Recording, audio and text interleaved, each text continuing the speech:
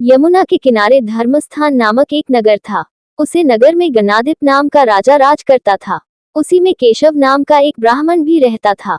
ब्राह्मण यमुना के तीर पर जप तप किया करता था। उसके एक लड़की थी जिसका नाम मालती था। वह बड़ी रूपवती थी। जब वह ब्याह के योग्य हुई तो उसके माता पिता और भाई को चिंता हुई।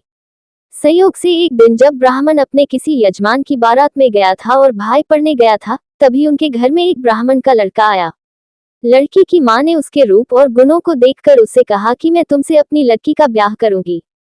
होनहार की बात की उधर ब्राह्मण पिता को भी एक दूसरा लड़का मिल गया और उसने उस लड़के को भी यही वचन दे दिया। उधर ब्राह्मण का लड़का जहां पढ़ने गया था, वहां वह एक लड़के से यही वादा कराया। कुछ समय बाद बाप बेटे घर में इकट्ठे हुए तो देखते क्या है कि वहां एक तीसरा लड़का और मौजूद है। दो उनके साथ आए थे। अब क्या हो? ब्राह्मण, उसका लड़का और ब्राह्मणी बड़े सोच में पड़े। दैवयोग से हुआ क्या कि लड़की को सांप ने काट लिया और वह मर गई। उसके बाप, भाई और तीनों लड़कों ने बड़ी भाग दौड़ की, जहर झाड़ने वालों को बुलाया, पर कोई नतीजा न निकला। सब अपनी अपनी करके चले गए। दुखी होकर वे उस लड़की को शमशान में ले गए और क्रियाकर्म कराए। तीनों लड़कों में से एक ने तो उसकी हड्डियां चुन ली और फकीर बनकर जंगल में चला गया। दूसरे ने राख की गठरी बांधी और वहीं झोपड़ी डालकर रहने लगा। तीसरा योगी होकर देश देश घूमने लगा। एक दिन की बात है, वह तीसरा लड़का घूमते घामते किसी नगर में पहुंचा और एक ब्राह्मणी के घर भोजन करने बैठा। जैसे ही उस घर की ब्राह्मणी भोजन परोसने आई कि उसके छोटे लड़के ने उसका आंचल पकड़ लिया। ब्राह्मणी से अपना आंचल छुड़ता नहीं था। ब्राह्मणी को बड़ा गुस्सा आया। उसने अपने लड़के को झिड़का, मारा पीटा, फिर भी वह न माना तो ब्राह्मणी ने उसे उठाकर जलते चूल्हे में पटक दिया।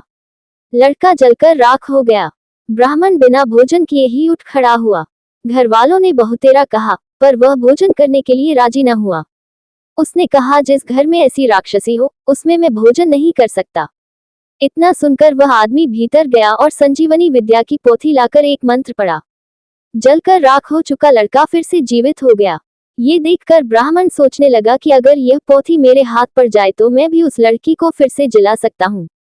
इसके बाद उसने भोजन किया और वहीं ठहर गया। जब रात को सब खा पी कर सो गए तो वह ब्राह्मण चुपचाप वह पोथी लेकर चल दिया। जिस स्थान पर उस लड़की को जलाया गया था, वहां जाकर उसने देखा कि दूसरे लड़के वहां बैठे बातें कर रहे हैं। इस ब्राह्मण के ये कहने पर कि उसे संजीवनी विद्या की पोथी मिल गई है और वह मंत्र पढ़कर लड़की को जला सकता है, उन दोनों ने हड्डियां और राख निकाली। ब्राह्मण ने जैसे ही मंत्र पढ़ा, वह लड़की जी उठी। अब तीनों उसके पीछे आपस में झगड़ने लगे।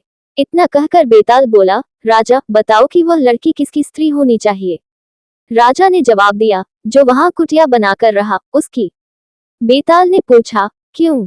राजा बोला, जिसने हड्डियां रखी, वह तो उसके बेटे के बराबर हुआ।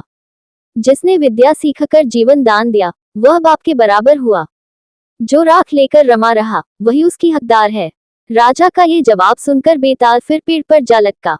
राजा को फिर लौटना पड़ा और जब वह उसे लेकर चला तो बेताल ने तीसरी कहानी सुनाई।